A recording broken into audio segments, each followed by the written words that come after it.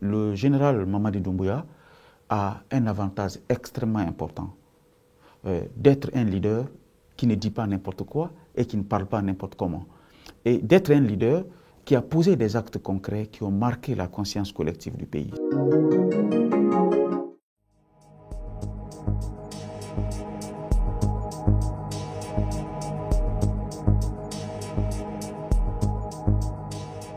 C'est une avancée significative dans la matérialisation de ce jugement que nous appelons en Guinée le jugement du siècle.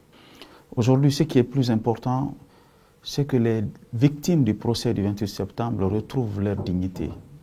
Quand on sait ce qui s'est passé au stade du 28 septembre, en plus des cas de mort, les cas de viol et des familles qui sont portées disparues, les membres de familles qui sont portés disparus, et voir qu'un membre, un élément clé, n'est-ce pas, de ces atrocités se promène dans la nature, ça affecte à la fois le mental, mais aussi la dignité de ces victimes.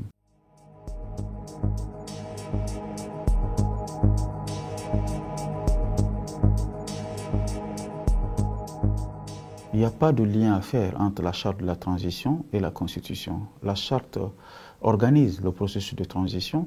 La Constitution organise la vie socio-politique du pays après la transition pour 20, 30, voire 50 années à venir.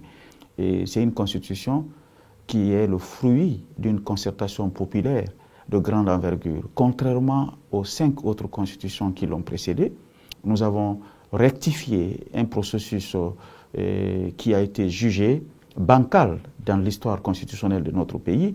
Tous les partis politiques de la Guinée en ont contribué d'une manière ou d'une autre, soit par écrit, en donnant leur point de vue et en marquant leur opposition, soit par une participation directe au dialogue que nous avons organisé. Alors, si un parti politique n'a pas participé à cette concertation pour une raison ou une autre, nous respectons leur point de vue. Mais là, le cadre a été donné à tous les acteurs politiques de venir discuter avec nous.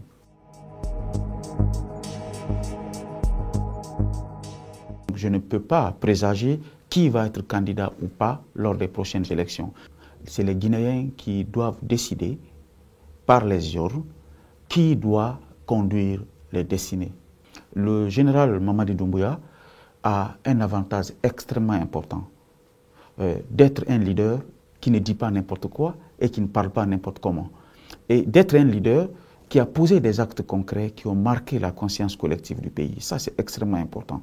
Près de 1000 km de routes bitumées en 3 ans de pouvoir et l'amélioration, n'est-ce pas, des conditions de vie de la population par la construction d'infrastructures scolaires, d'infrastructures sanitaires, de haut standing, le Prytanée militaire pour l'amélioration de la pratique de l'art militaire dans notre pays, et entre autres le projet Simandou avec la vision 2040 de Simandou qui a été renégocié avec fermeté et avec volonté de défendre les intérêts supérieurs de la Guinée.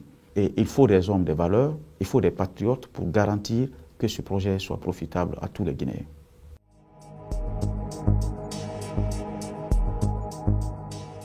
Les élections sont certes politiques, c'est un arbitrage entre les tendances politiques. Mais l'art d'organiser les élections, c'est technique.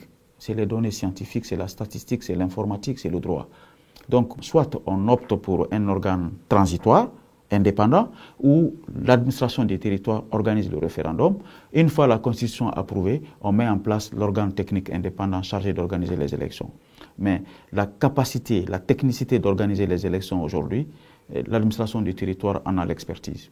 Ce n'est pas une fatalité, ce n'est pas un crime que l'administration organise les élections.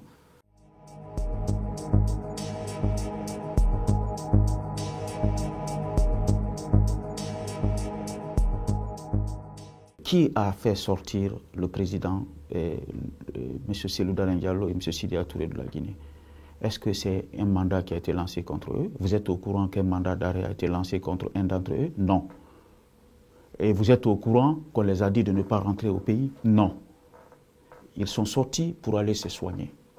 Parce que c'est le président, le général Mamadi Doumbouya, le CNRD, qui a sorti ses leaders politiques du blocus qui a été placé contre eux par l'ancien régime. Donc, j'ose vous dire, sortons de la politique de victimisation. Personne d'entre eux n'a été empêché de rentrer au pays. Personne d'entre eux. Aucun acte juridique, aucun acte politique n'a été posé contre leur retour au pays.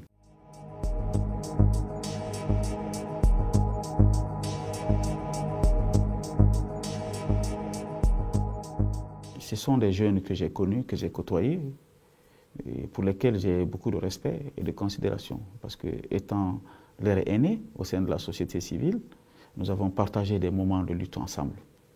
Aujourd'hui, ils sont considérés comme des disparus parce qu'on n'a pas encore de traces ou d'indices les concernant.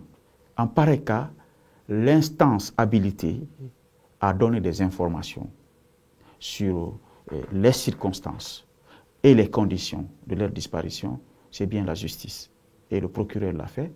Une enquête a été mise en route pour retrouver les auteurs, les complices et les commanditaires. Et je souhaite que cette enquête aboutisse dans les meilleures conditions.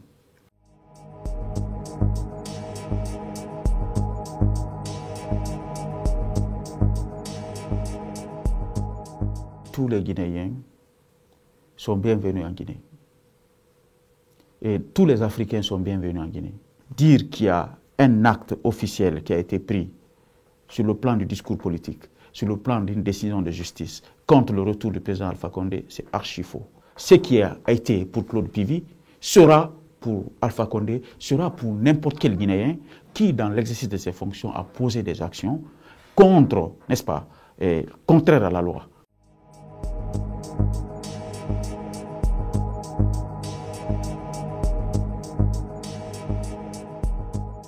La Guinée est un pays non aligné. La Guinée ne s'aligne pas derrière des dynamiques politiques parce que d'autres l'ont fait. Nos peuples sont les mêmes, mais nous respectons la politique extérieure des pays africains, de tous les pays du monde d'ailleurs. Donc on n'a pas de commentaires à faire sur le choix de ces pays. C'est la volonté de leur peuple, c'est la volonté de leurs dirigeants.